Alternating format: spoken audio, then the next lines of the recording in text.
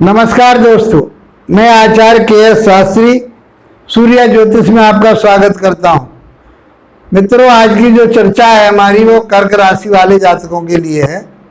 कर्क राशि वाले जातकों के लिए आगामी समय किस तरह का रहने वाला है उसके बारे में बात करते हैं। आपके भाग्य में बहुत बड़ा बदलाव होगा, उसके बारे में बात करते हैं। क्या बदलाव होगा, क्या लेकर के आया है, उसकी चर्चा रहेगी। मित्रों, यदि आप कुंडली विश्लेषण कराना चाहते हैं तो मेरे व्हाट्सएप नंबर पर संपर्क कीजिए या डिस्क्रिप्शन में मेरे व्हाट्सएप नंबर चल रहे हैं, उन पर आप संपर्क कीजिए। और यदि आप ज्योतिष सीखना चाहते हैं तो उसके लिए मेरी 100 वीडियो, पहली वीडियो से लेकर 100 तक देख लेते हैं तो आप अच्छे ज्योतिषी बन जाएंगे और मिथ्या बातों से बच जाएंगे। आपके लिए जीवन में काम आने वाली ये विधा है, इसको आप सीखिए, समझिए और अपने लिए, अपने बच्चों के लिए इसका लाभ उठाइए। मित्रों, कर्क राशि वाले जातक के बारे में बात करें हम तो आपको पहले कर्क राशि को समझना पड़ेगा कि कर्क राशि होती क्या है। कर्क राशि चंद्रमा की राशि है। इसके स्वामी चंद्रमा होते हैं, बहुत इमोशनल होते हैं, बहुत सेंसिटिव होते हैं और उनके अंदर अस्थिरता रहती है। उनके विचार बार बार बदलते रहते, निर्णय नहीं ले पाते, ऐसी अस्थिरता रहती है। तो इन सारी चीज़ों को समझते हुए चंद्रमा को बहुत कोमल और बहुत स्वच्छ पवित्र माना गया है। ये एक अमृत के समान है। तो ऐसा जातक अमृत के समान जिज्ञासु वाला होता है। उसकी जो नेचर होती है, उसकी जो प्रकृति होती है, वो एक चंद्रमा के समान प्रकृति वाला होता है। भावुक होता है, दूसरों का साथ देने वाला होता है, अपने जिस चीज में वो लगा हुआ होता है उस चीज के लिए वह बार बार सोचता है। कर्क राशि वालों के लिए शनि अष्टम भाव में चल रहे तो शनि की ढैया तो चल ही रही है और अष्टम की ढैया को अच्छा नहीं बताया गया। 4 नवंबर को ये मार्गी हो जाएंगे। इस समय जो आपकी स्थिति चल रही है, जनवरी से ये आए हैं तो आपके साढ़े साथी वो अष्टम की ढैया लगी हुई है। तो आपके लिए इसने परेशानी की, आपके व्यवसाय को परेशान किया, आपके व्यवसाय में अड़चने डाली, आपके क्योंकि इनकी तीसरी दृष्टि आपके व्यवसाय पे जाएगी यहाँ से, तो आपके व्यवसाय को, व्यापार को, नौकरी को डिस्टर्ब कर रहे होंगे, परिवार को डिस्टर्ब कर रहे होंगे, आपकी वाणी को डिस्टर्ब कर रहे होंगे, क्योंकि 7वीं दृष्टि आपके परिवार पे से धन आपका व्यर्थ में कहाँ जा रहा है, रो पर जा रहा है, किसी कर्जे के रूप में जा रहा है या आपका किसी लड़ाई झगड़े में जा रहा है। ये सारी बातें आपके साथ में हो सकती हैं। असंतुष्टि रही होगी आपके परिवार में, क्योंकि अभी तो ये रेट्रोगेट होकर के अष्टम भाव में ही चल रहे हैं। 25 में ये चले जाएंगे आगे 9th भाव में। तो अभी तो आपके ऊपर शनि की अष्टम की ढैया चल रही है। तो आपको इस बारे में आपको सोचना पड़ेगा, समझना पड़ेगा। और इनकी जो 10वीं दृष्टि है वो आपके पंचम भाव पर पड़ रही है और पंचम भाव के लिए भी अच्छा नहीं है। जो आपके प्रेम संबंध थे या प्रेम लव रिलेशन थे, आपके शिक्षा थी, उसमें कहीं ना कहीं कमी आती रही है। जो लोग रिसर्च कर रहे हैं उनके लिए अब ये बहुत फायदेमंद हो जाएगा। आपके लिए कहीं ना कहीं से धन की आमदनी होने की संभावना बन जाएगी और आपके परिवार में भी पैसा इकट्ठा होना शुरू हो जाएगा। कब से? ये 4 नवंबर की बात। अभी तो ये रेट्रोगेट चल रहे, तो आपको स्वास्थ्य के प्रति आपके लिए सजग रहना पड़ेगा, कहीं आपके लिए पाइल्स की बीमारी ना हो जाए। बहुत जरूरी है इस बात का ध्यान रखना। आपके लिए कोई गैस प्रॉब्लम ना हो, आपके बैक प्रॉब्लम ना हो, आपके घुटनों में दर्द ना हो। ये चीजें आपके लिए ये शनिदेव यहाँ बैठ करके दे सकते हैं। 4 नवंबर के बाद जैसे ही ये मार्गी होंगे तो आपके जो रोग से संबंधित या किसी प्रकार की जो परिवार में डिस्टर्बेंस हो रहा था वो कहीं न कहीं उसमें सुधार आने की संभावना है। लेकिन 8वें भाव के शनि देव जहाँ भी जाएंगे, जहाँ भी देखेंगे, कहीं ना कहीं गड़बड़ तो करते ही हैं। तो आपकी जो जन्म पत्रिका है उसमें भी आपको देखना पड़ेगा कि आपकी जन्म पत्रिका में शनि की क्या स्थिति है। यदि शनि की स्थिति बढ़िया नहीं है तो ये मार्गी भी हो जाएंगे तब भी आपके लिए कोई ज़्यादा बढ़िया फल नहीं दे पाएंगे, कहीं ना कहीं एक कमजोरी रखेंगे। आपके प्रोफेशन को बढ़ाने की कोशिश करेंगे, धैर्य रखिए, आप आगे बढ़ेंगे। जब भी बढ़ेंगे आप आगे, जब आप एक न्याय संगत होकर के धर्म पर चलते हुए या ईमानदारी से काम करने वाले होंगे, मेहनत के साथ काम करने वाले होंगे, तो आपका व्यवसाय भी चलेगा, व्यापार भी चलेगा, और आपके साथ जो काम करने वाले वर्कर हैं वो भी आपका साथ देंगे। मित्रों,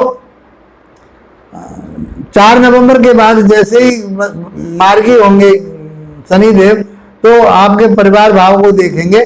तो यहाँ से बैठ करके परिवार में जो कटुता चल रही थी, परिवार में जो डिस्टर्बेंस चल रहा था, परिवार के साथ में जो पैसा आप इकट्ठा नहीं किसी कारण से कर पा रहे थे, चाहे वो पैसा आपका लड़ाई झगड़े में गया हो, चाहे लोन आपने लिया हो, नहीं किसी प्रकार से पैसे की व्यवस्था नहीं हो पा रही थी, आप रोग के ऊपर पैसा खर्च कर रहे थे, तो उसमें निजात मिलने की संभावना है।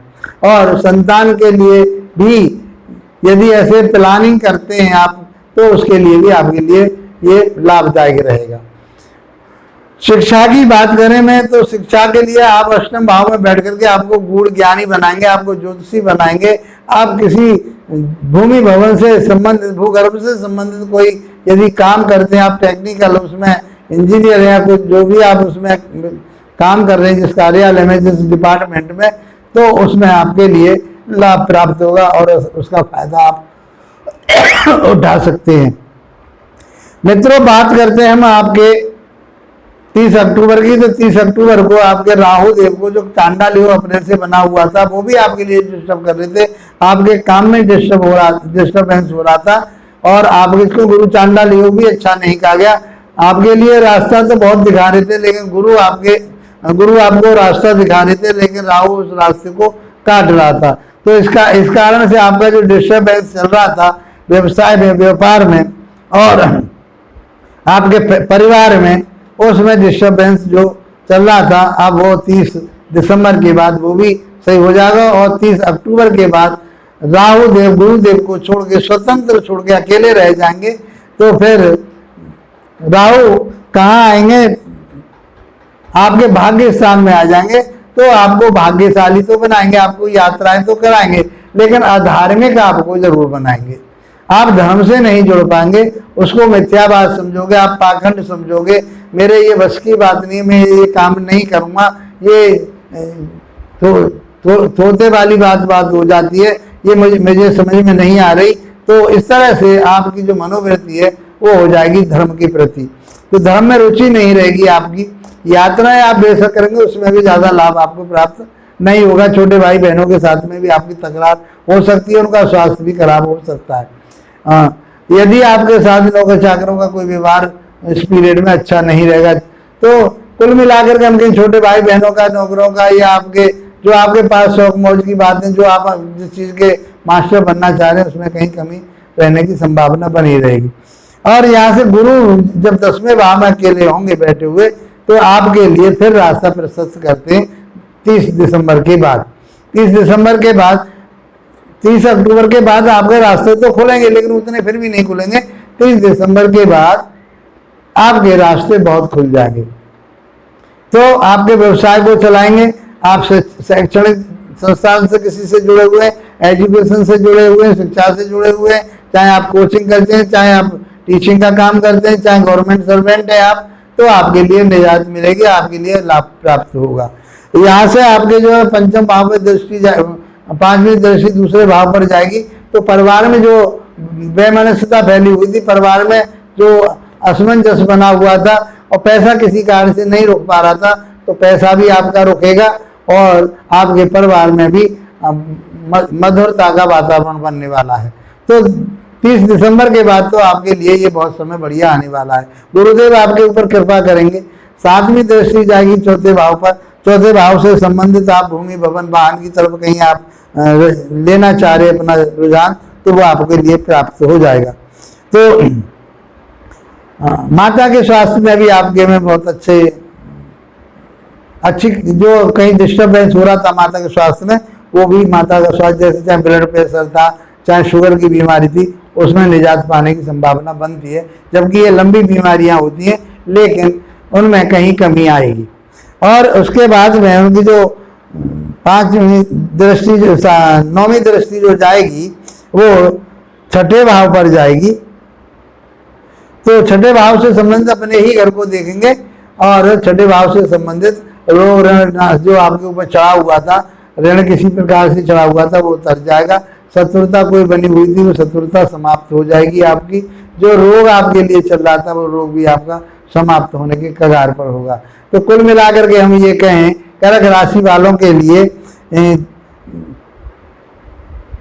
30 अक्टूबर के बाद और 30 दिसंबर के बाद और 4 नवंबर के बाद समय दिनों दिन बढ़ता हुआ चला जाएगा, आपके लिए अच्छा होता चला जाएगा, उन्नति तरक्की आपकी होगी।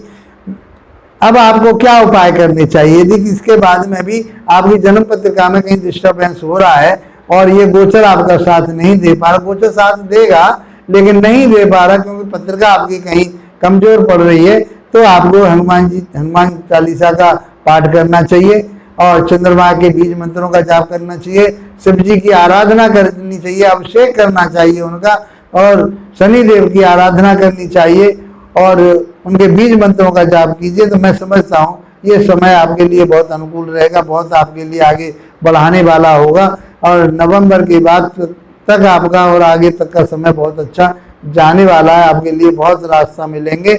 मैं इसी शुभकामनाओं के साथ आप लोगों का धन्यवाद, नमस्कार।